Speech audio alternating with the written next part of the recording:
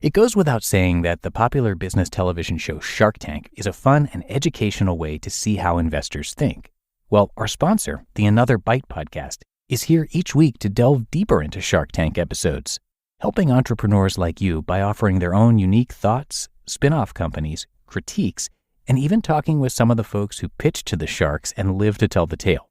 From squatty potties to mensch on a bench, and even that weird golf club you use as a toilet, which has definitely been my favorite episode so far. I do highly recommend that one. Another Bite takes a fresh look at some of your favorite episodes and answers what these entrepreneurs are up to now. It's an amazing show for getting a more in-depth look at how businesses are built.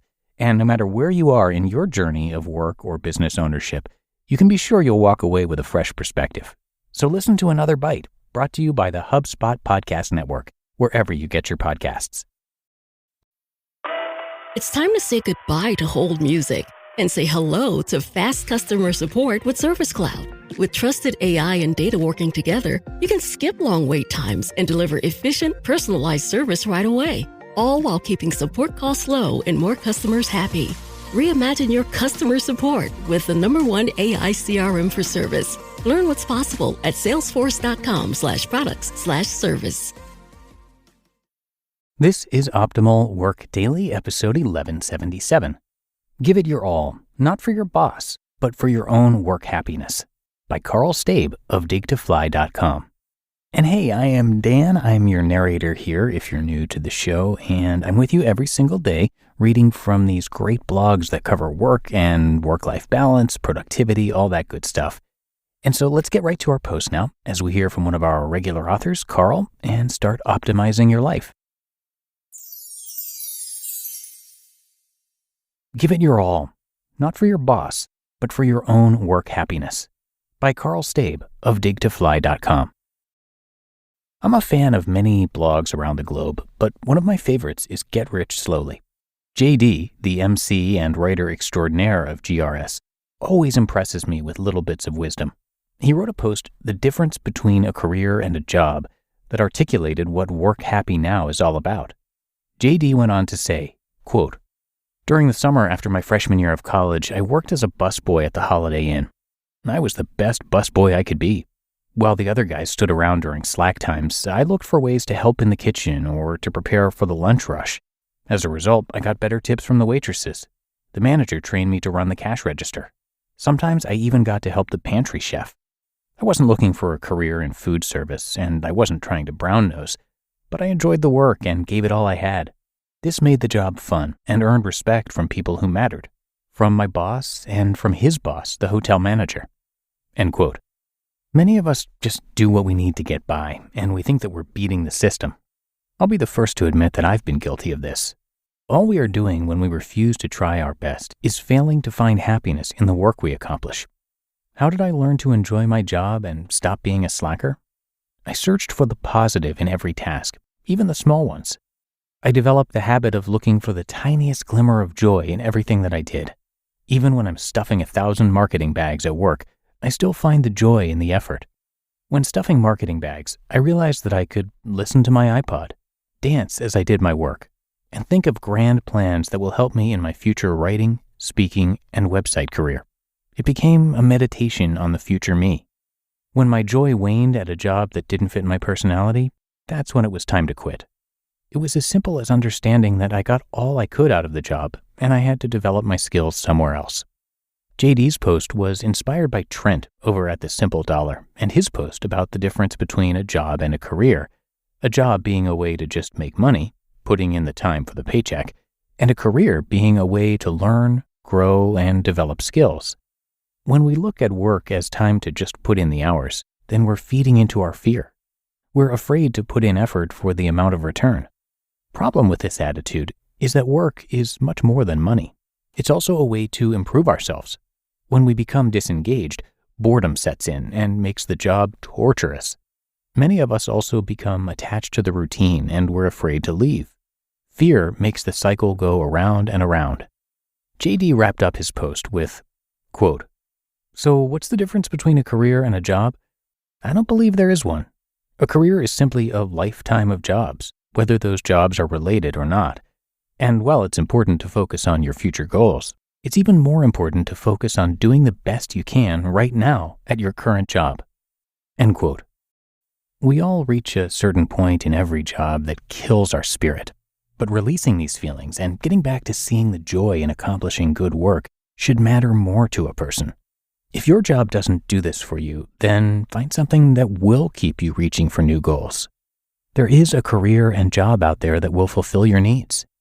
It's time to let go of the fear and start taking baby steps toward finding this new line of work.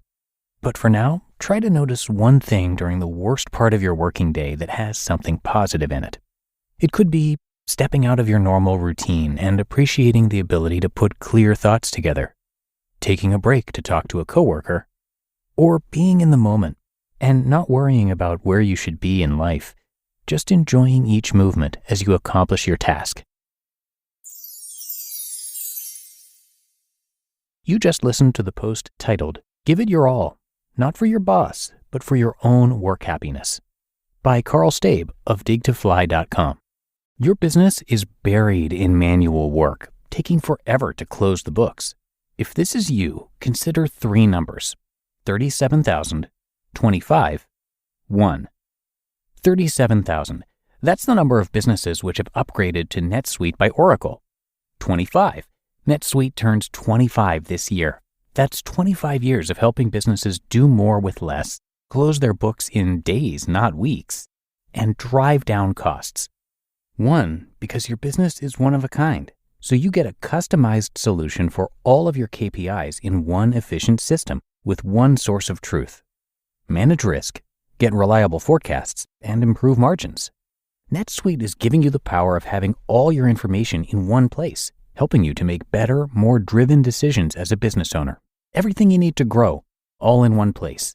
And you really can't put a price on the power and efficiency that comes with having all of your processes streamlined like this. This is truly an unprecedented offer. Right now, download NetSuite's popular KPI checklist, designed to give you consistently excellent performance, absolutely free at netsuite.com/startup. That's netsuite.com/startup to get your own KPI checklist. netsuite.com/startup. Labor strikes, climate change, your beat-up office printer. What do they all have in common? Come on, it's all about the money. Economics is everywhere and everything, fueling our lives even where we least expect it. If you're a fan of Optimal Work Daily and are curious to learn something new and exciting about economics every week, I recommend you listen to the Planet Money podcast from NPR. Planet Money is a different kind of world where the complex economy actually makes sense. Listeners can learn, laugh, and be entertained. And in addition, I find it to be really educational. Money can be tough to make sense of, and Planet Money is great at providing simple explanations for how money is really moving in ways we're usually not told about. The Planet Money team lives to tell a good story in around 30 minutes.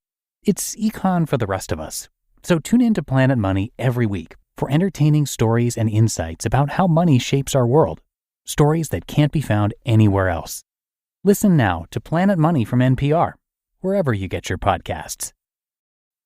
And thank you so much to Karl, a regular author here on the show. And to tell you a little bit about him, he helps entrepreneurs understand their struggles and then turn them into stepping stones. And he certainly knows something about that because in 2010, Karl was diagnosed with testicular cancer and then just a year later was laid off from his job. And while those were difficult situations, he calls them blessings in disguise because since then, he has stopped doing work that doesn't fit with his passions and instead now focuses on things he truly cares about.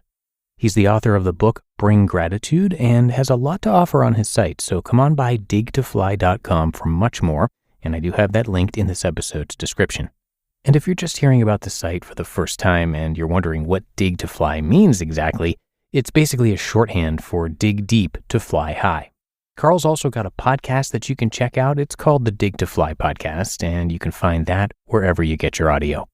But that is it for another edition of Optimal Work Daily. I hope you have a great day out there and that you'll join me again tomorrow where your optimal life awaits.